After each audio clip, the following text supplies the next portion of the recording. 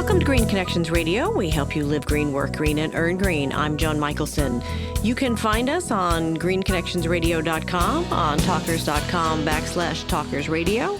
Follow us on Facebook and send me a note on Twitter at Joan Michelson. Happy holidays. So it's the end of the year, the beginning of a new year, and we wanted to bring you some programming that we thought would resonate for end of the year planning, especially financial planning and business planning. So first up today, we have Julie Fox-Gorte of PaxWorld Investments Worldwide talking about socially responsible investing, how to put your money where your mouth is, basically, with your investment portfolio. She's a leader in this space, and she's remarkable. And then we have Joel McCower, who is chairman and executive editor of Green Biz, which also does the Verge conferences. You've seen them on our website and possibly even attended one. And maybe you were at Verge in San Francisco and you saw me online on the live stream. Joel and I will be talking about trends for 2014 in sustainability in business. And then we have Nancy Fund, who will also be talking about investments, but clean tech investments, investing in small businesses, and investing in women-owned businesses as well, and helping to get mid-career women in energy, greater visibility, and greater opportunity. And then we're going to close tonight because so many of us spend much of our holidays going to concerts and various types of entertainment. We're talking to AEG Entertainment's Director of Sustainability, Jennifer Reagan. So if you want to hear what the entertainment sector is doing to reduce their carbon footprint and address some very interesting issues I don't think you probably would have thought about otherwise. So first, I'd like you to meet Julie Fox-Gorte. Dr. Gorte is Senior VP of Sustainable Investing for PaxWorld Investments. Julie is an icon in this industry. She's been in it for a long time. She comes from all different sides, from the financial management side and from the environmental side, having worked at the Wilderness Society and the EPA, as well as at Calvert, the other investment firm. And she's also on the steering committee for the UN Environmental Program's work on biodiversity. Welcome to the program, Julie. Thank you, Joan. Good to be here. Thank you. So for the novice among us, since this is a fairly new topic, maybe not to you and me, but to a lot of people, what is sustainable investing or socially responsible investing? So sustainable or socially responsible investing is a kind of investing where your portfolio is constructed with certain criteria applied that pertain to environment, workplace practices, and community impact. So where do you start? I mean, what comes first? The thing that comes first for us is often, but not always, the financial analysis. Then they send it over the aisle or send it across the aisle for an ESG or environmental, social, and governance analysis, which is what I do. Every company takes things from the earth and then has sort of waste products. What you're looking for are companies who are mindful of what they're taking from the earth and what condition they're in when they're returned to the earth or to the environment. If I might jump in, there are also a lot of investments into carbon sequestration and carbon capture and reducing the whole CO2 emissions thing. I interviewed a terrific woman, for example, at 3M who has figured out a way to separate the carbon and the oxygen molecules underground so that it never actually emerges as CO2. Do you take those research projects by companies into account, or is that too much of a level of detail? That, in fact, is the level of detail that we're most interested in the investment process. So when you invest in a 3M, what exactly are you investing in? Are you investing in a vastly expanded market for Post-it notes, or right. Are you looking for sort of that next breakthrough idea, or both? It's usually going to be a combination of things. So you look at a Ford and say, "Oh gosh, they make a lot of SUVs and they make a lot of fairly gas-guzzly cars." That's the reputation of Ford. They have done a lot, though, a lot that a lot of people don't yet realize in terms of really greening their fleet. They have a long ways to go, like all automobile makers do, but they're not as brown as you think, or as many people think they are. What is the ROI? What's the connection between environmental policies and ESG performance and financial performance? I have been collecting academic studies that look into exactly that look at the connection, usually statistical connection, between some form of ESG virtue, maybe environment, maybe workplace, whatever, and some form of financial outcome like a return on equity or return on assets or a Tobin skew or something like that. I have about 250 of them now. All of them show that there's a positive correlation.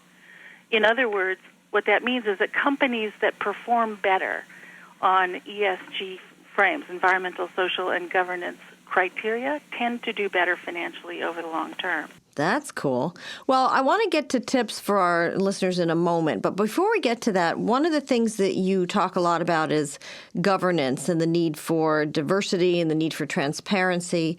Can you address, why does that matter? How does transparency and how does diversity affect the performance, the financial performance? Because let's face it, in the end, an investment portfolio is to make money. So what diversity does is it brings diverse voices to the table. There's been a fair amount of research done showing that diverse groups do a better job of decision-making, meaning they will consider more data sources, consider them more fairly, and monitor the outcomes more assiduously than homogeneous groups. So boards with women, men, and different, blacks, whites, browns, whatever, everybody on them, tend to do a better job of overseeing management than strictly all-male, white, 55-year-old boards. And by how much? Again, it's not something you can measure. The studies have looked at various things like attendance records, amount of time spent on committee work, on the riskiness of the company's investment portfolio. So there are a whole lot of different measures, but you can't sum it up into sort of one nice measure that says by how much. Oh, shucks. Wouldn't that be nice? Okay, so let's get to the juicy part. What are some tips for people to look at if they're doing their own active investing or they want to evaluate what their investment advisor is doing and they want to look at their portfolio? What are some tips and some criteria that they can use as a lens to review their own investment portfolio against? Unfortunately, there aren't tons of tools for individual investors, but if you look at the Social Investment Forum website there, you get some ideas of what the range of tools is, and as well as a lot of tips to, so finding a financial advisor who knows how to speak this tongue. There are a lot of financial advisors who are very deeply knowledgeable on the financial side, but not so much on the ESG side. So one of the things, if it were me, if I was talking to my financial advisor and I said, are you concerned at all about the tar sands and which companies are in my portfolio that are operating in the tar sands? If he or she can't answer that question or says, hey, don't worry about it, just make a lot of money and then you can give it to an environmental charity, find another advisor. Because the advisor should be able to turn you on to resources that you can use to assess the issues you care about. So if the issue you care about is animal welfare, you want to know, do any of these consumer discretionary companies make fur? And if they do any of them use wild trapped animals? If that's something you want to know, you should be able to find an advisor that can talk to you about them. What is the website for Social Investment Forum? That is www.USSIF, United States Social Investment Forum.org. Okay, great. By the way, looking at some of these companies, they do corporate social responsibility reports. Are those window dressing or are they meaningful? Yes. So here's some tips, right? So if when you read through a report, the only message you're getting is this company's great, we're perfect, we're wonderful, it's probably window dressing. Every company could be better, period. Every company has some slip-ups. If they're not telling you here's where we missed this goal, here's where we, were penalized for a RCRA penalty or something, you need to be able to see that in the report. In other words, you need to read about the company's performance, not just its happy anecdotes. If the only numbers in the report are page numbers, it's window dressing. If it doesn't have any quantitative targets for anything, so we want to reduce our greenhouse gas emissions by 5% by 2015, stuff like that, then, it may be window dressing. Not all companies that are serious about sustainability have quantitative targets, but the more quantitative targets they have, the more likely it is that it's not window dressing. Interesting. Just in closing, I know that, because you and I have gotten to know each other, that I believe you have at least one child in college. Am I correct? So what's your take on the university endowment controversy, as my father would say? There's a movement now among students and some parents to alter the endowments of major universities. There was a big controversy with Harvard, for example, so that they don't invest in fossil fuel companies. So do you look at the endowment investment portfolio of the universities that your kids are in?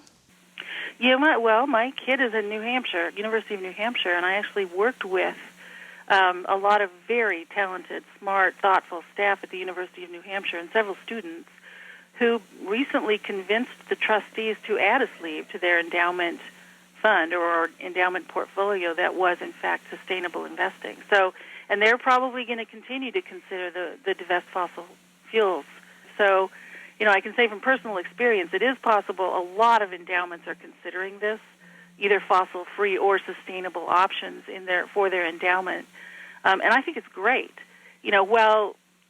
Those who espouse just get rid of all the, fossil fuel stocks in your portfolio, that's a bit of, there's a lot more to it than that. And that by itself is not necessarily going to solve the problem altogether. But the problem of climate change is going to need everybody, absolutely everybody, pulling their weight. And that's one way to get that to help happen. So I'm delighted to see that happen.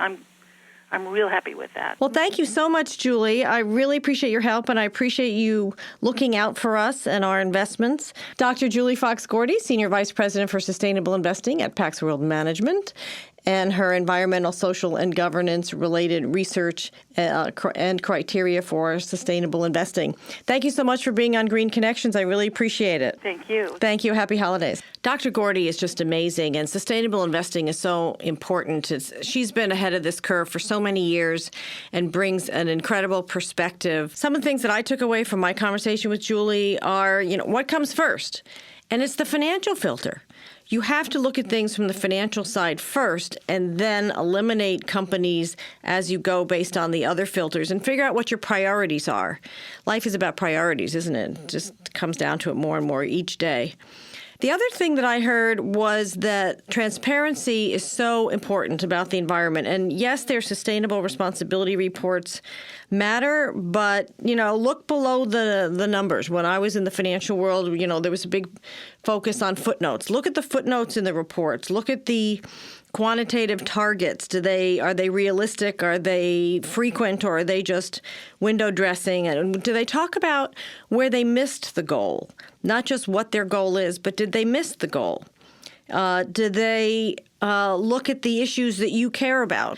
Another thing that I heard her say was that we need to look at degrees here, because you have to keep in mind that no company is going to be 100% perfect. Are you a sustainable investor? Tell us about your criteria. Send it to me on Twitter at Joan Michelson, post it on our Facebook page, or email it to us at info@greenconnectionsradio.com. Coming up, another angle on investing. We'll hear from Nancy Fund, who is managing partner of DBL Investors. If you are an angel investor or you have a portfolio that you want to invest in small companies and startups and companies from that angle rather than just buying stocks, listen to Nancy Fund, and she'll also, if you're an entrepreneur, she'll tell you tips on how to present to investors. So stay tuned for Nancy Fund of DBL Investors. We'll be right back.